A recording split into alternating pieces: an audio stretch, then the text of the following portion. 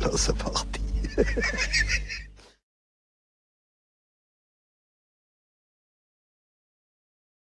היה לי מקלע עם 250 כדורים, ותראה, יריתי, נלחמתי כולם, אני לא יכול לספור. אחד אנס שם איזה ילדה בת 16, משהו כזה, אתה מבין?